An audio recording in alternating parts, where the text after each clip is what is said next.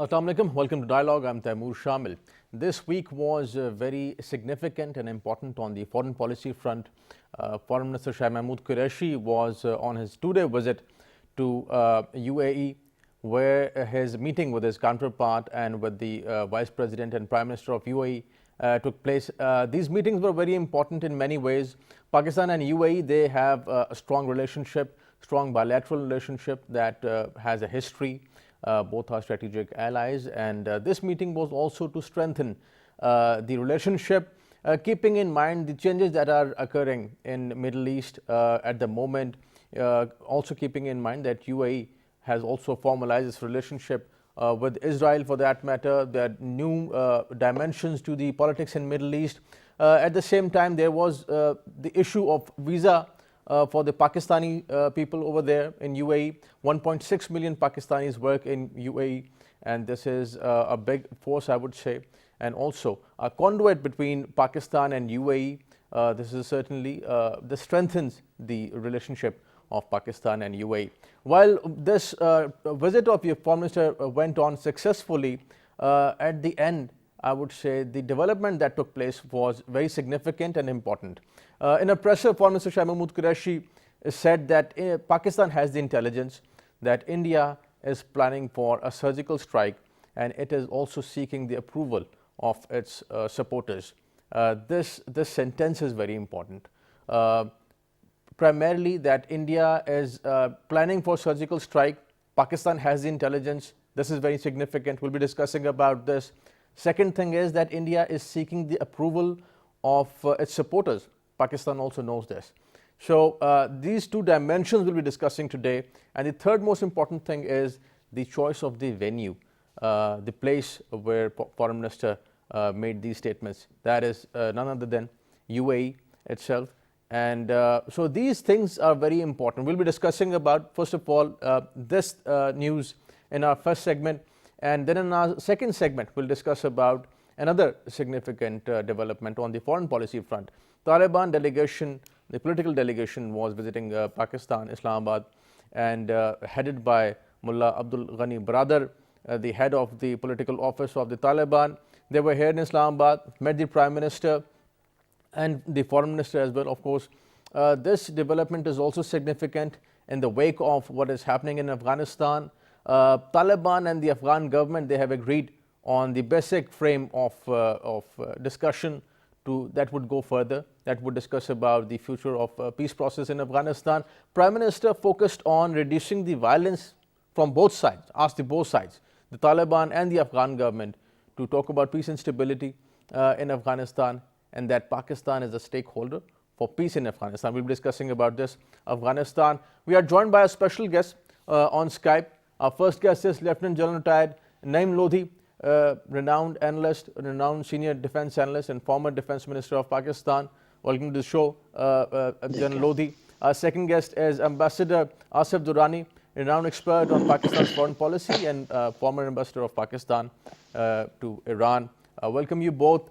General Lodhi, starting with this significant development, the statement given by Foreign Minister Shah Mahmood Qureshi. First of all, his visit to UAE, in these circumstances, the changes are taking place rapidly in UAE, for that matter, in the Middle East per se, and in South Asia. First of all, his visit to UAE, and then the statement of India's surgical strike. How do you see this? I will not go over the changes. You've already indicated that our viewers, I think they are quite well aware what changes are taking place. A lot of attention was given to the Indian Army Chief visiting the region, and some of us were, getting very upset, and rightly so, in a way that it had never happened before. But we know in international relations that you cannot dictate other countries. They have their own, interest, and they can follow that. The only thing that we can do is, and good that we have done that, we should strengthen our own existing channels and existing relations. And I think in case of Saudi Arabia and UAE, that should be our approach. That we have very deep and long standing relationships, and a very, I would say, people-to-people affinity. and Pakistan's role and Saudi Arabia and UAE's role in Pakistan, helping Pakistan and helping in return in a number of ways. So instead of getting upset, I think we should continue our own diplomacy and keep strengthening whatever we have and even increase it. And we should not get bothered what is happening. Now, whatever Foreign Minister said is significant because in any operation, half of the thing is getting surprised. So if that surprise is not there, which I think Pakistan has very openly said that we will not be surprised because we have all the information, we know what they are going to do, and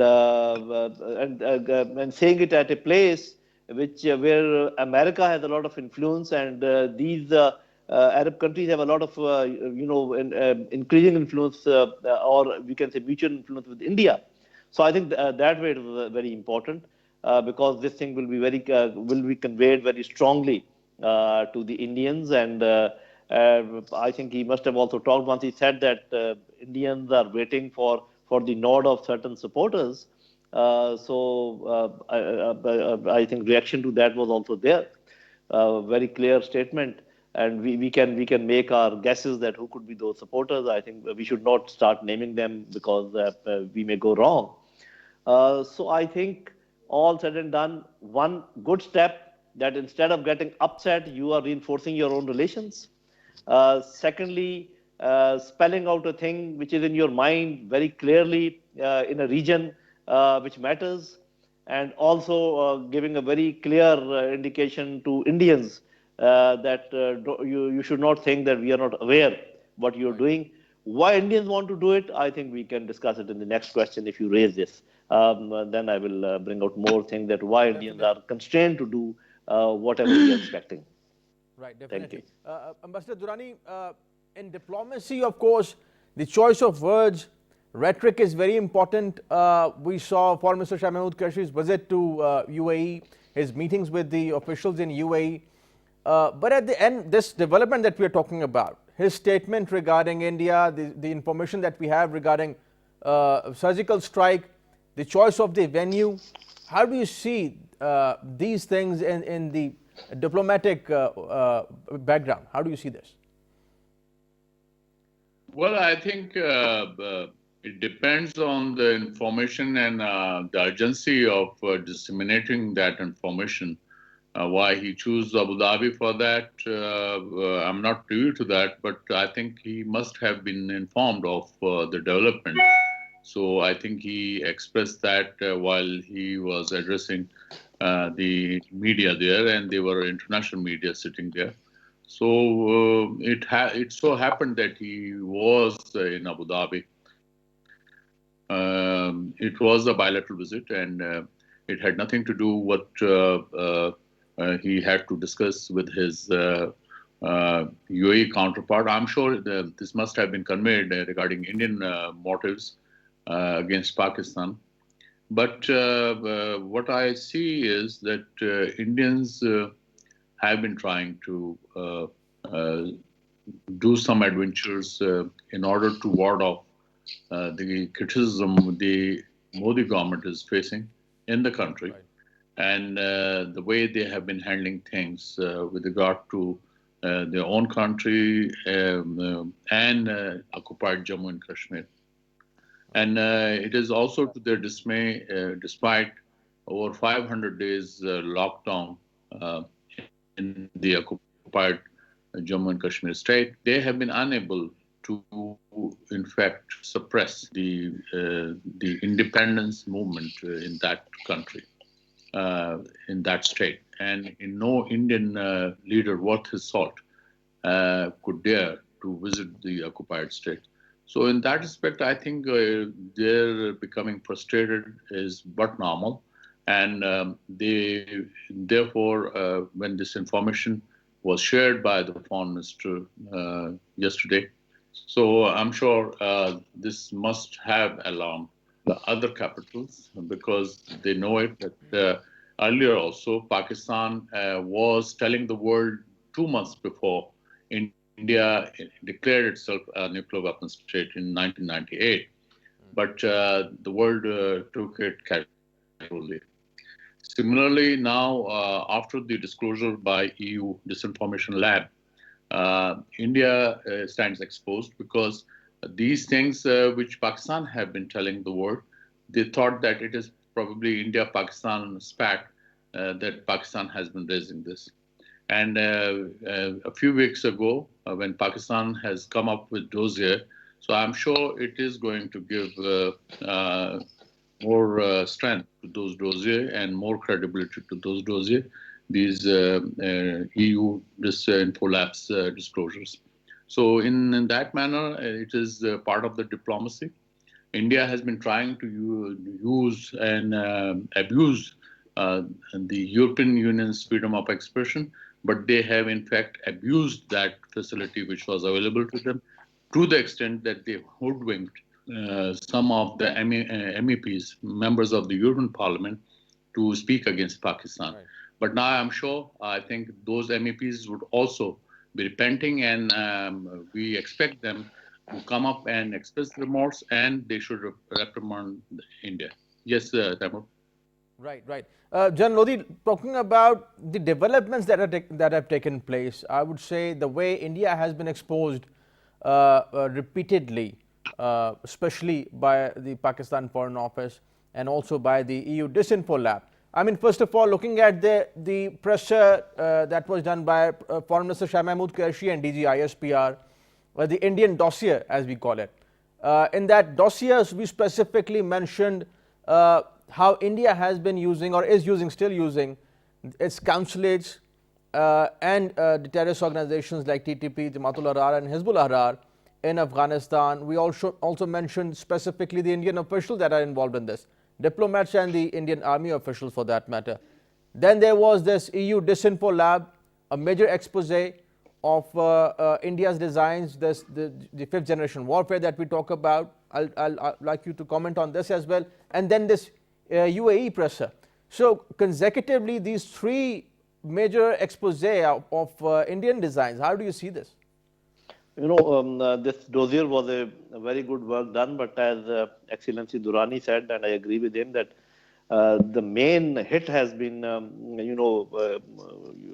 blown by this EU Disinformation Lab, because it has come from a third neutral source. Because whatever we say, it impacts a little less as compared to what comes from a third or a neutral source. So that, in fact, this report of EU Disinfo Lab will enhance the importance of our folder also, whatever has been unearthed before. You see, Indians are carrying a lot of load. If you look at the recent past, it is not only this exposure which we are doing and which EU Infolab has done. Look at what is happening as far as their farmers, things are concerned, how they have got up and surrounded New Delhi, and so many of them. 1 million is not a small figure. Maybe it is more than that. And then if we go back, they have not been able to control, even after complete occupation of occupied Kashmir, then whatever they did to their own citizens, the Citizen Act, and what they did to Dalits and to Muslims and to Christians. So all these things are piling up. And now world is openly, challenging their status as a secular democratic state. And it has come in nearly all the European countries and America, in their newspapers, in various statements, people challenging what all is happening there. But still you will find that the world's reaction in case of Indian exposure is not up to the level that we may be expecting. And now add to this the latest statement by the foreign minister. So if we add up all this, it will have a very sobering effect as far as the world community is concerned, because things have been corroborating each other, and not all are coming from Pakistani sources. So that is a very good development. But let me add that even then, even if it becomes crystal clear and, like a day, everybody knows that what India is doing and what India is up to, even then you will not find that pressure on India where they can stop them from their atrocities in Kashmir or whatever they are doing to their own people. and what plans have been exposed as far as their, what they want to do with Azad Kashmir or Pakistan or whatever. So, which means that ultimately, although this all is very good, this has created a very conducive environment for our response. But we'll have to rely on our own response, and we have done a number of things, like the agreement that has MOU that has been signed with Chinese, the military MOU. Then whatever exercises are going on between PF and Chinese Air Force, and many other things which are happening. So these are, the nuances and the responses that we are creating, and it will have its effect. But the actual response would be if they do any mischief, then the response that goes. And of course, we understand that there can be no big war between these two nuclear states, but there can be small skirmishes at sea, in the air, on land, which could be then multiplied by Indians through their media and through international media to show that they have done a big thing, to malign Pakistani forces or to discredit Pakistan as a whole, because that will give them some credence, because their strategic partner, Americans, must be thinking that what sort of strategic partner we have selected, whatever has happened to them with China, whatever happened with us. So India is looking for an opportunity. There's no doubt in it to redeem all this, what has happened to them, so that they can prove to be a worthy strategic partner as far as America is concerned, and to remove all that baggage which I just mentioned. Thank you. Right, right. And Ambassador Durrani, Foreign Minister talked about the supporters of India that India is seeking approval from. First of all, India, what are India's motivations for our viewers? I'm asking this. And second thing is, who are the supporters that India is seeking approval from? I think the background of Foreign Minister's this statement that India is seeking favors or support from its friends. So this is possible. They can be anyone, and we can stretch our imagination to any extent.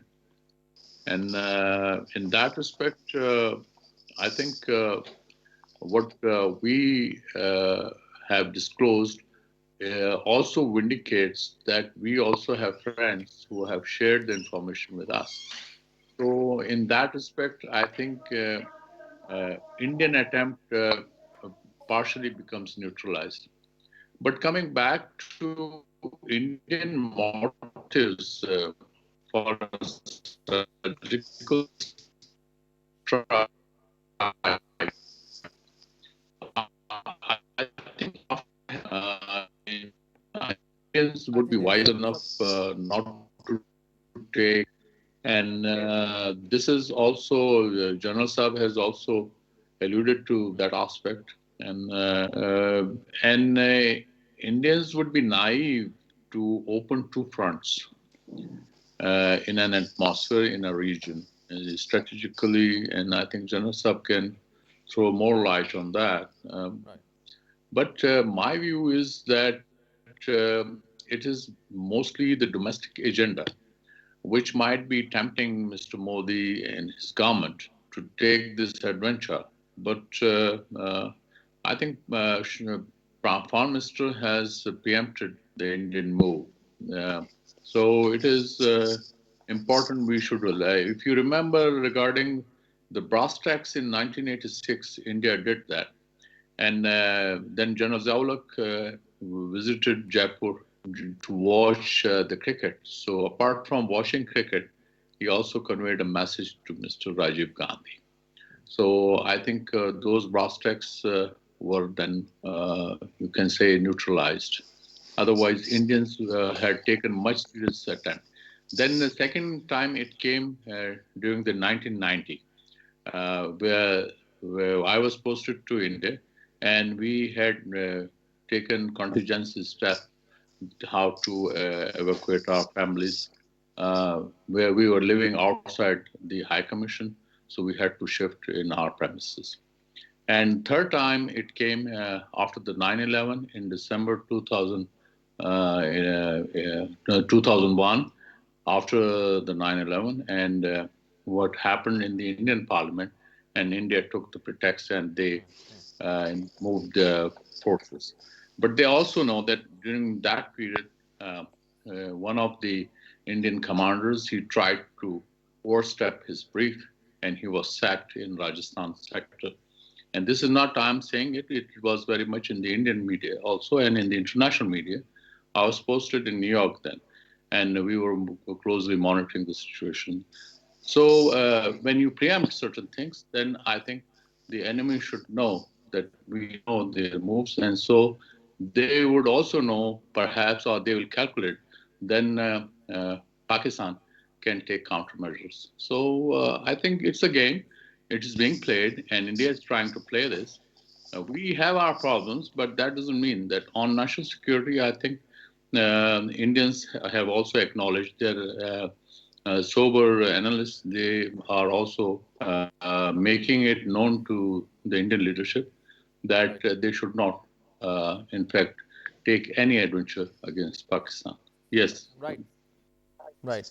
Jan Lodi, Foreign Minister interestingly also mentioned Afghanistan in this pressure. He said that if India goes for any sort of misadventure with Pakistan, this would have an adverse effect on the peace process in Afghanistan. We also know that US and India had the BICA agreement providing India with real-time information intelligence. So what are the motivations of India, let's say, when we're talking about surgical strikes? Where does India derive its confidence from, or let's say this idea of surgical strike and all this? And what are the motivations and who are the supporters? Motivations I've talked about at length, but I can just recount them. The motivations are based basically because of the, setbacks that they have got. They want to undo that. That is the main motivation, because psychologically the forces and the political leadership is suppressed. Whatever has happened to them internally and whatever has happened to them externally. I'm talking about Chinese event and the Pakistani event and even within occupied Kashmir.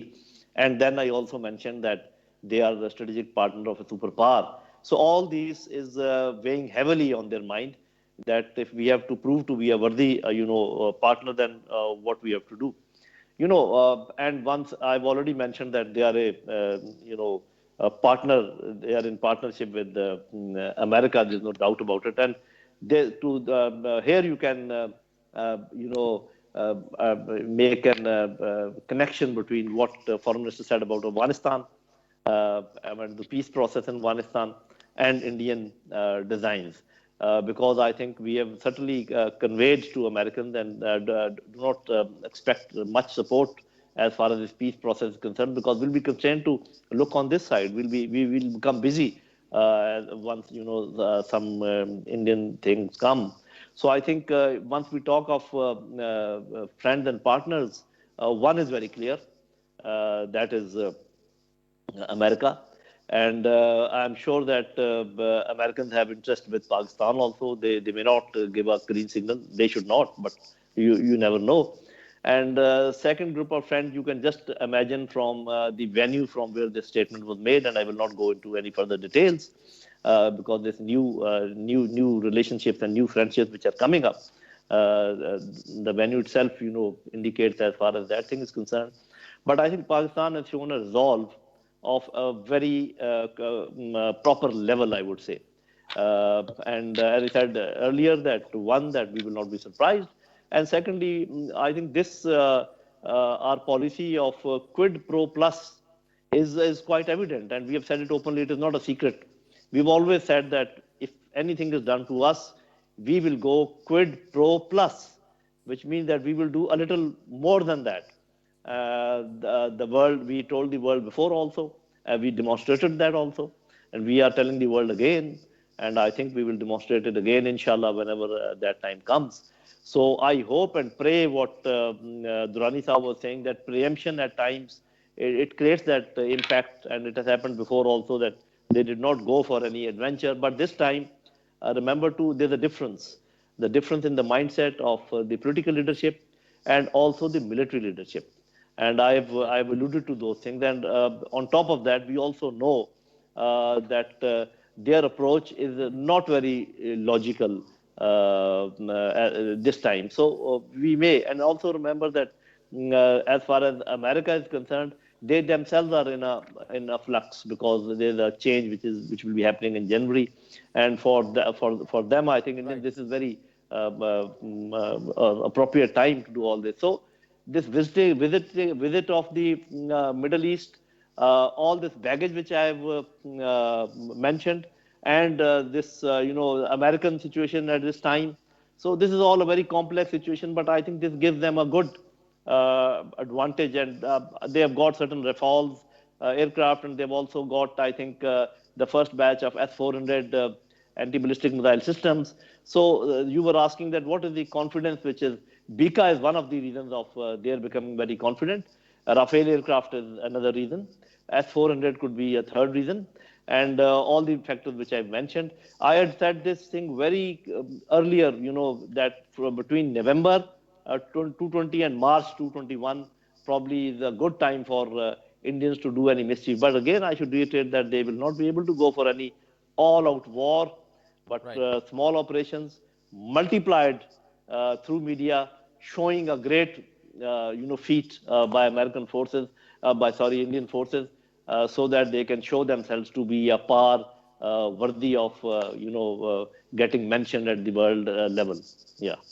Right. Ambassador Durrani, talking about the political dimensions and dynamics of Middle East, the changes that are taking place in Middle East, how do you see Foreign Minister's visit to UAE in the backdrop of these changes and developments in Middle East?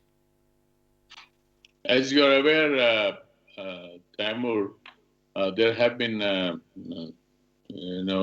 reports about UAE government's decision not to issue visas to 13 countries, including Pakistan.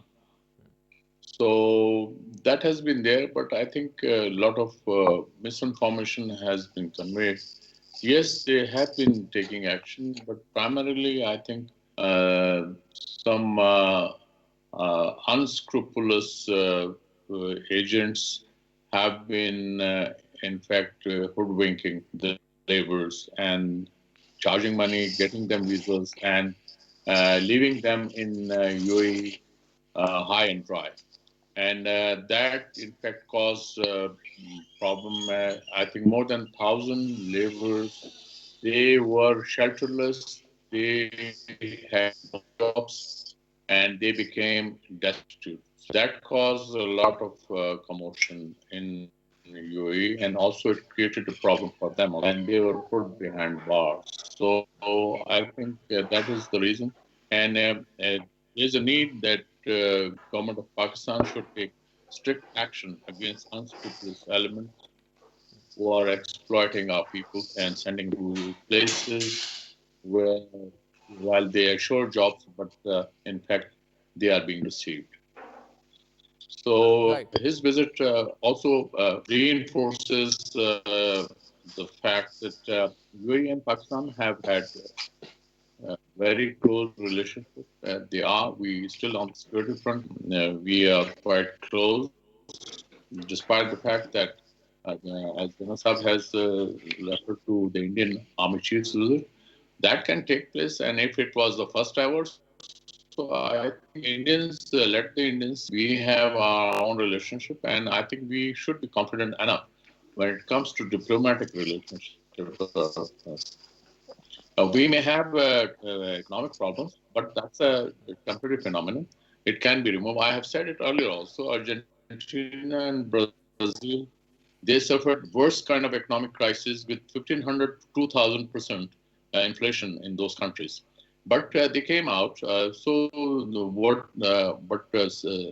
far as security is concerned, so that is, Pakistan is a strong country as far as its other institutions and national security institutions are concerned.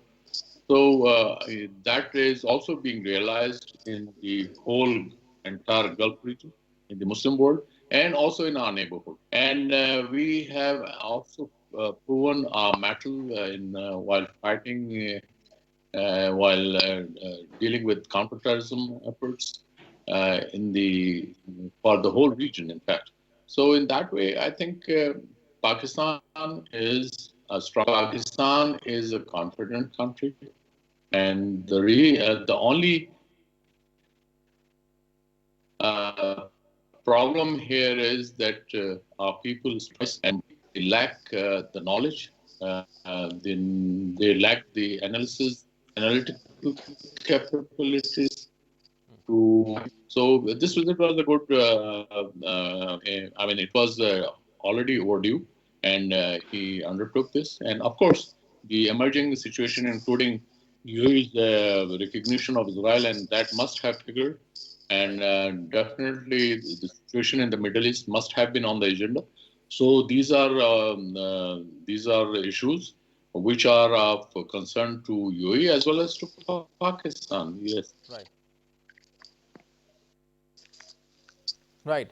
General Lodi, since we talk about the EU Disinfo Lab, India has been working on it for the last 15 years, primarily to frame Pakistan in a negative way. They have been working in Europe for that matter. And through EU Disinfo Lab, we came to know that India was involved in this, and this was a big expose. While talking about this whole thing, the very idea that is being debated, let's say, or that is very debatable in Pakistan, and that is the fifth generation warfare. That stands validated by knowing this, that India has launched this major warfare, I would say, on Pakistan, digital warfare. How do you see this as a propaganda? And one more thing, that there is also this debate in Pakistan that the social media should also be regulated in Pakistan. Well, we talk about Indian designs, Indian aggression, and Indian attacks on the digital sites, let's say, or undermining Pakistani culture and all that. So some people think that social media should also be regulated. And there was this recently the rules introduced by the Ministry of Information Technology and Telecommunications. They introduced the rules of removal and blocking of unlawful online content, Rules 2020. So regulating social media primarily, what is your take on this? First of all, I would like to, allude to one aspect which you have mentioned, and that is the internal solidarity and the knowledge of the people, which Ambassador Durrani also mentioned, that we need to equip our people with the ability to analyze all news and to find out the truth by themselves. Because today there's a whirlwind of falsehood which is blowing all around, and there's no help available. We are all at our own. So whatever you watch, whatever you go through, you have to be good enough to analyze the things yourself and make your own decision whether whatever is being said could be fake or wrong or right. I think this is more important than regulation. Regulation is also important. I'll come to that, because it has also been, you must be aware, it has been challenged in one of the courts, probably Islamabad High Court or somewhere, and it has been admitted also. And the hearings will also start. The thing is that we need to see what the world is doing as far as media and as far as social media is concerned. Even Facebook and Twitter themselves, they do not allow you to say things which are against their own policy. And they have laid down their policies, and we know it. And many of us have experienced that the moment you use words or allude to events which are forbidden, you are blocked. So this is not a phenomenon only applicable to Pakistan. Pakistani government must give, once it goes to the court, they must give examples of what is happening the world over. For example, what happened to that person who blew whistle against, American, whatever they were doing. We know it. He is running around the world, and they are all after him, and the UK and America and everybody. Snowden and Assange, yes. Yeah, right. So the thing is, I agree with you that there should be some regulation, and the regulation should be very simple. Whatever you say, you bear the responsibility of proving it. Simple. It should be for the main media also, and it should be for the social media also. If you say something and you say that I'm not responsible for it, I think that is not on. Especially the main media, whatever they say, whatever they quote, they have to first investigate themselves that whatever they are saying. in pursuit of being the first, breaker of the news, they go to a length that even a half, baked thing enter their, they come to know and they just spread it. And the social media, whereas it has given a great leverage and advantage to common people, it has created one, I would say, a very negative equality. Whereas, for example, a professor of international relations cannot be equated with the undermetric, man who about as far as international relations are concerned. So once you start talking about Arab countries, as the ambassador was saying, and you start, multiplying that whatever things are being said, you start talking about China and CPEC and all that, and start bringing ourselves down and making ourselves look bad. I think that should not be allowed. I am for regulation of the type that where you can give your analysis, where you can give your views, but you cannot mutilate the facts. The facts, your views should not be given as facts. The facts are facts, and your views and analysis are different. So whereas there should be no no strong regulation as far as what your views are, but there should be a very strong regulation about misreporting and mutilating the facts. I'm for it. Right. And certainly our institution, our constitution of Pakistan, it ensures freedom of speech, but at the same time, it also mentions the frames within which all these things can be discussed. We'll take a break, and after the break, we are going to discuss about the visit of the Taliban delegation to Islamabad. And this week was very significant when we talk about Afghanistan. First of all, American top general met the Taliban officials in Qatar. This is a significant development, and the Taliban were also here in Islamabad. Before that, earlier, the US envoy Khalilzad also met the Pakistani officials, and he met the Chief of Army Staff General Bajwa as well. We're going to talk about the future of Afghan peace process, and also that Prime Minister has asked both sides, the Afghan government and the Taliban, to work for peace in Afghanistan. What would be the future of these peace talks, intra-Afghan peace talks? We'll discuss about this after this break. Stay with us.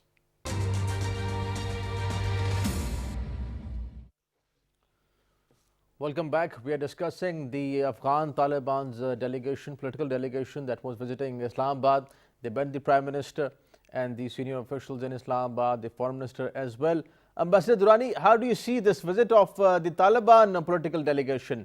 Mullah Baradar meeting the Prime Minister, and then in this last year and a half, this was probably their third visit to Islamabad. How do you see these visits? I think it is a significant visit because this visit is taking place after the intra-Afghan dialogue went into a break for 20 days. And they are likely to resume on the 5th of January. And I take you a little back, so they started the negotiations on 12th of September after a hiatus of around 7 months when the peace accord was signed between America and the Taliban on 29th February this year. So there were a lot of glitches and a lot of roadblocks, and somehow both the United States and Pakistan could nudge the sides to come to the negotiating table. Finally, on 12th September, they said, and it took another more than 2 months for them to agree to the modus operandi of the dialogue. In simple words, to agree on the agenda. So when they have agreed on the agenda, now I think subsequent items are to be discussed. I'm told there are more than 20 agenda items which are to be discussed. And this is a consultation process. If you recall, the Taliban have also been visiting not only Islamabad, but also Iran. And they have been visiting Uzbekistan, they have been visiting Russia and China. So they have covered the immediate neighbors in order to apprise the neighborhoods. Similarly, Afghan government has also been apprising us. And this time, this visit, Taliban's visit is taking place So the important thing is that the Kabul government has welcomed this visit, and it has happened in consultation with the Afghan government. So therefore, government of Pakistan, government of Afghanistan, and the Taliban delegations. So there is no somehow misunderstanding, and which is why I think last month when Prime Minister visited Kabul, which was his maiden visit to Afghanistan, so the understanding which reached between the two countries was to have close collaboration in terms of the political matters and issues pertaining to peace in Afghanistan.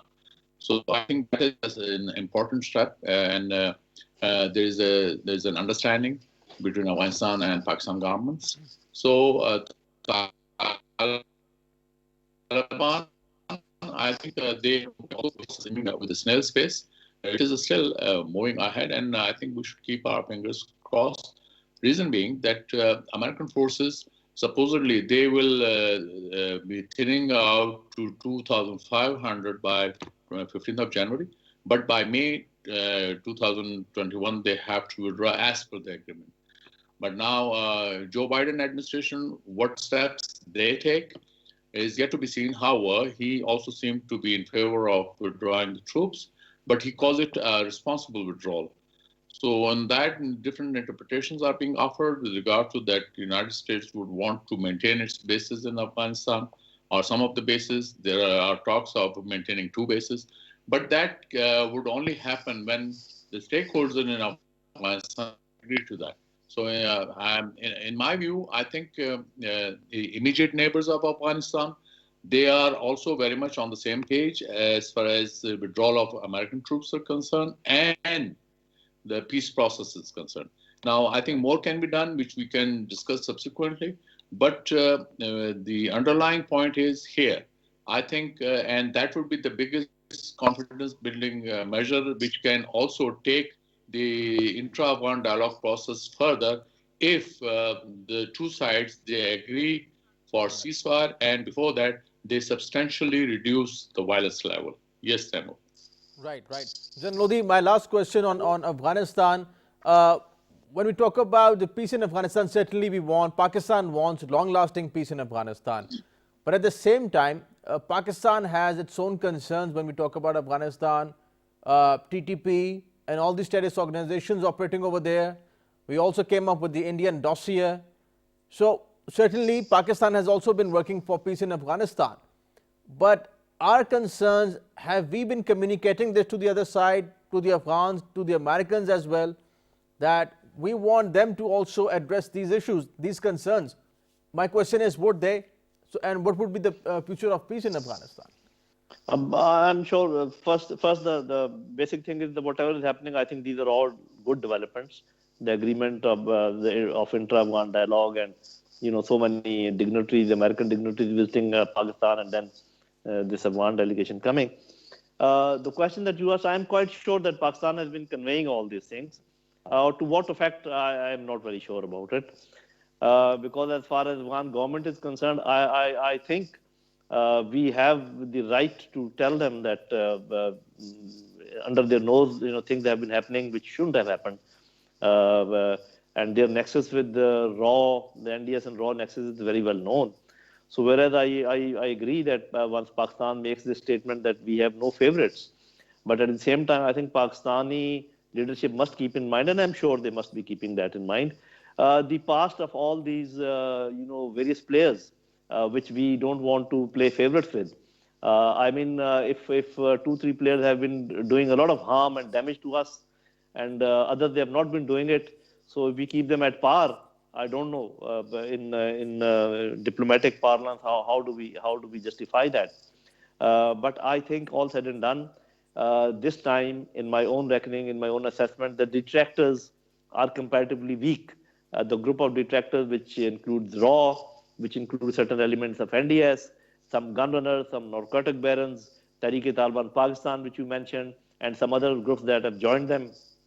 On the other side, we have the Afghan people, majority of them, they want peace. All of them, they want peace, except these groups that I've mentioned, Pakistan, Iran, China, even Russia, And I cannot say that about America, because my stance always is that they would not like to have peace in Afghanistan. That is a separate debate.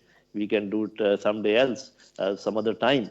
But this group of entities, those who want peace, they are so strong and they are so many in numbers. I think this time this side is likely to succeed. They will have peace in Afghanistan. The only thing I would suggest is, of course, I'm in no position in making such big suggestions, that Pakistan should not give statements which are contrary to the agreement between US and Taliban. For example, as Durrani Sahab was saying, that there's a date of May that has been agreed that American troops must leave by that time, except for those 2 bases that he was talking about, and that will also be the agreement of the people over here. So Pakistan giving statements that the withdrawal should not be in haste and things like that, I think we must restrain saying any such thing. If we really want to say that we have no favorites, playing no favorites means that we should not say anything which goes against what Taliban's desire, and we should not say anything which goes against what Afghan government desire. And let me add one more thing. In intra-Afghan dialogue, saying that there are only 2 sides, Afghan government and Afghan Taliban, is a fallacy. There are many other sides also, and those should be also included. And ultimately, in my judgment, it will be the grand jirga, whenever it happens, which will actually set the tone for the future of Afghanistan. Thank you. Right. Gentlemen, thank you for joining us. Ambassador Durrani, pleasure having you on the program. Thank you for your time. General Lodhi, thank you for joining us. Pleasure having you on the program. Thank you for your time. That is all from today's dialogue. See you next time. Khuda Hafiz.